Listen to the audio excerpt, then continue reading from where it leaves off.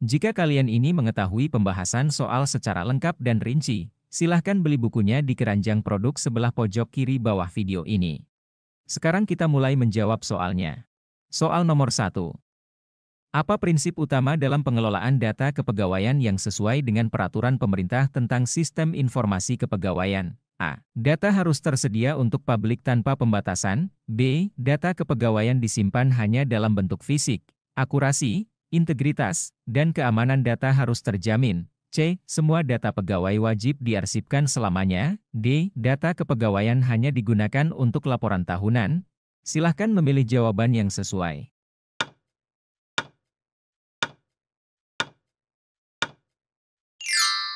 Jawabannya adalah C. Semua data pegawai wajib diarsipkan selamanya. Jawaban C karena prinsip utama pengelolaan data kepegawaian adalah memastikan akurasi, integritas, dan keamanan data untuk mendukung pengambilan keputusan dan kebijakan instansi pemerintah. Soal nomor 2.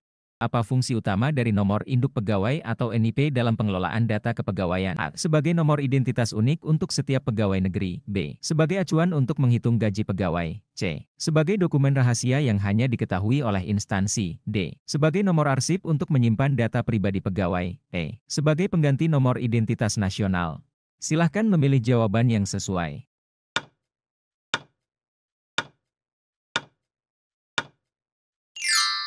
Jawabannya adalah A. Sebagai nomor identitas unik untuk setiap pegawai negeri. Jawaban A. Karena NIP berfungsi sebagai nomor identifikasi unik yang melekat pada setiap pegawai negeri sipil untuk keperluan administrasi kepegawaian. Soal nomor 3. Dalam pengelolaan pengadaan barang, bagaimana memastikan barang yang dibeli sesuai dengan kebutuhan? A. Menggunakan vendor yang sama setiap tahun. B. Menyusun spesifikasi barang secara rinci sebelum proses pengadaan. C. Membeli barang dari pemasok termurah tanpa evaluasi. D. Menghindari verifikasi barang setelah pengiriman. E. Menghapus barang lama sebelum pengadaan selesai. Silahkan memilih jawaban yang sesuai.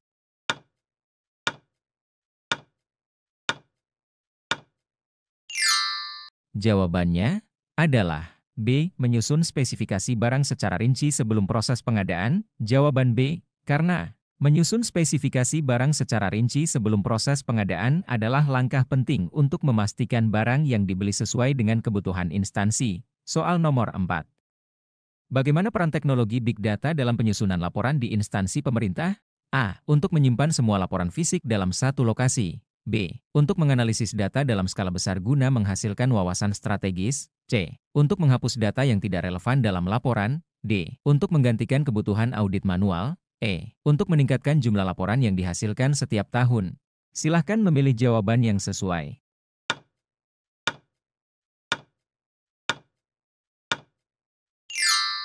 Jawabannya adalah B. Untuk menganalisis data dalam skala besar guna menghasilkan wawasan strategis. Jawaban B.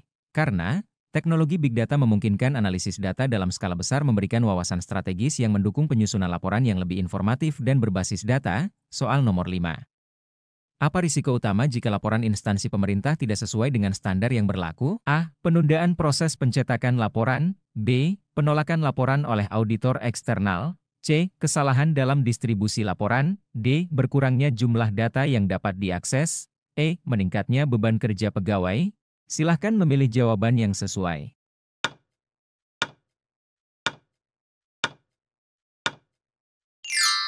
Jawabannya adalah B. Penolakan laporan oleh auditor eksternal. Jawaban B. Karena laporan yang tidak sesuai dengan standar yang berlaku berisiko ditolak oleh auditor eksternal yang dapat berdampak pada penilaian kinerja instansi. Soal nomor 6. Bagaimana cara memastikan keberhasilan perencanaan program di instansi pemerintah? A. Mengurangi jumlah indikator kinerja agar lebih mudah dicapai. B. Menyelaraskan tujuan program dengan rencana strategi instansi. C. Mengurangi partisipasi pemangku kepentingan untuk mempercepat proses. D. Memastikan program berjalan tanpa pengawasan tambahan. E. Menggunakan anggaran secara fleksibel tanpa perencanaan. Silahkan memilih jawaban yang sesuai.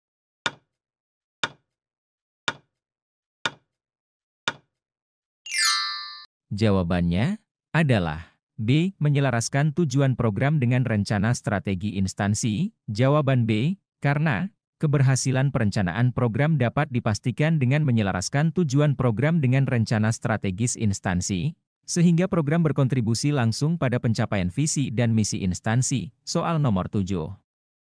Dalam pengelolaan surat masuk dan keluar, siapa yang bertanggung jawab untuk menjaga kerahasiaan dokumen rahasia? A. Kepala Arsip Nasional. B. Kepala Bagian Umum. C. Pejabat Pengelola Data Elektronik. D. Pihak yang ditunjuk melalui surat keputusan atau SK. E. Seluruh staf administrasi. Silahkan memilih jawaban yang sesuai.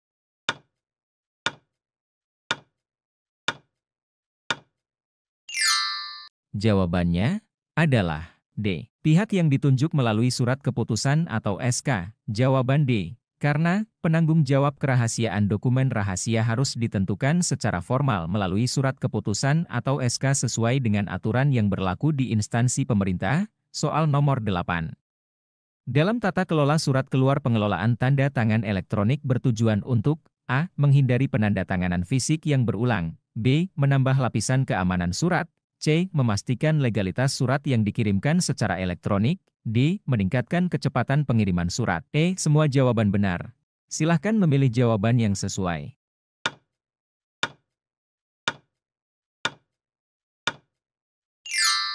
Jawabannya adalah E. Semua jawaban benar. Jawaban E. Karena tanda tangan elektronik meningkatkan efisiensi, legalitas, dan keamanan surat yang dikelola secara elektronik, menjadikannya solusi konferensif untuk pengelolaan modern. Soal nomor 9. Apa yang menjadi tantangan utama dalam implementasi penganggaran berbasis elektronik di instansi pemerintah? A. Resistensi dari pegawai terhadap teknologi baru. B. Tidak adanya regulasi yang mendukung. C. Kurangnya data anggaran dari tahun sebelumnya. D. Tingginya biaya operasional teknologi informasi. E. Proses manual lebih cepat dibandingkan sistem elektronik. Silahkan memilih jawaban yang sesuai.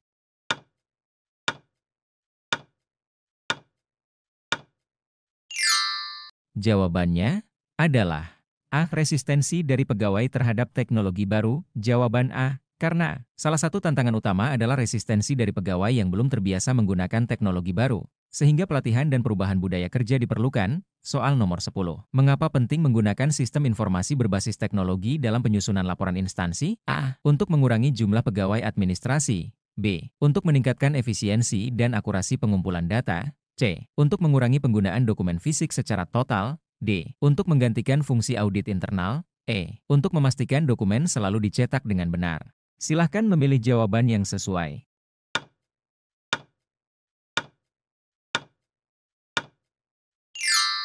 Jawabannya adalah B. Untuk meningkatkan efisiensi dan akurasi pengumpulan data. Jawaban B. Karena sistem informasi berbasis teknologi memungkinkan efisiensi dan akurasi dalam pengumpulan data, penyimpanan, serta analisis laporan yang meningkatkan kualitas pelaporan. Soal nomor 11. Berikut adalah tujuan dari otomatisasi perkantoran, kecuali A. Mendukung pengambilan keputusan yang lebih baik dan cepat. B. Meningkatkan komunikasi yang baik antar seluruh pihak yang terlibat. C. Meningkatkan efektivitas dalam produktivitas kerja. D. Mengurangi penggunaan alat tulis kantor. E. Meningkatkan kualitas output dan mengurangi beban kerja karyawan. Silahkan memilih jawaban yang sesuai.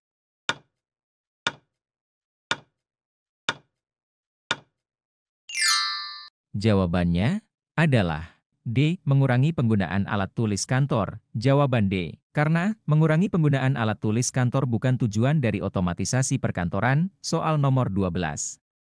Apa tujuan utama dari reformasi birokrasi dalam pemerintahan? A. Menambah jumlah pegawai negeri. B. Meningkatkan kesejahteraan pegawai negeri. C. Meningkatkan kualitas pelayanan publik dan efisiensi birokrasi. D. Mengurangi pengawasan terhadap instansi pemerintah.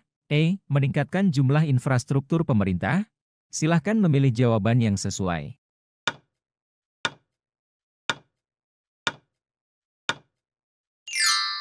Jawabannya adalah C. Meningkatkan kualitas pelayanan publik dan efisiensi birokrasi. Jawaban C. Karena reformasi birokrasi bertujuan untuk menciptakan birokrasi pemerintah yang profesional dengan karakteristik adaptif, berintegritas, berkinerja tinggi, bersih dan bebas KKN, mampu melayani publik, netral, sejahtera, berdedikasi, dan memegang teguh nilai-nilai dasar dan kode etik aparatur negara. Soal nomor 13. Apa yang termasuk dalam tugas penata layanan operasional di bidang kearsipan?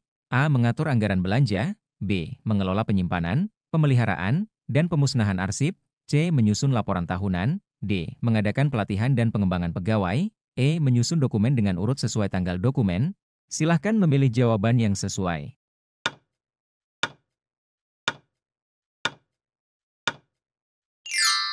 Jawabannya adalah B. Mengelola penyimpanan, pemeliharaan, dan pemusnahan arsip. Jawaban B. Karena dalam tugas penata layanan operasional di bidang kearsipan meliputi pengelolaan penyimpanan, pemeliharaan, dan pemusnahan arsip, untuk memastikan arsip tersimpan dengan baik dan sesuai dengan peraturan yang berlaku. Soal nomor 14.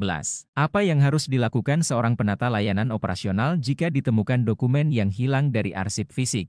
A. Mengabaikan dan melanjutkan pekerjaan. B. Menghubungi pihak terkait untuk mencari dokumen. C. Mengganti dokumen dengan yang baru. D. Menyimpan salinan dokumen yang sama. E. Menghapus referensi dokumen dari sistem. Silahkan memilih jawaban yang sesuai.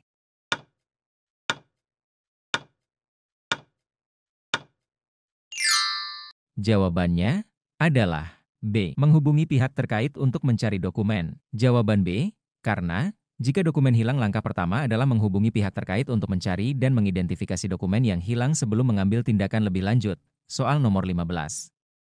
Salah satu kompetensi penting bagi seorang penata layanan operasional adalah kemampuan komunikasi. Mengapa hal ini penting?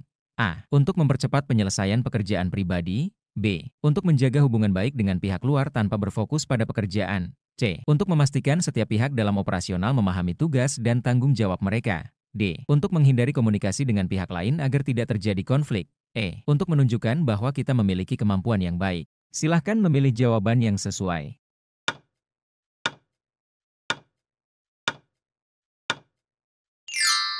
Jawabannya adalah C. Untuk memastikan setiap pihak dalam operasional memahami tugas dan tanggung jawab mereka. Jawaban C. Karena komunikasi penting untuk memastikan setiap pihak dalam operasional memahami tugas dan tanggung jawab mereka. Sebelum lanjut membahas soal selanjutnya, silahkan subscribe dan di-share. Kita lanjut di part selanjutnya. Terima kasih.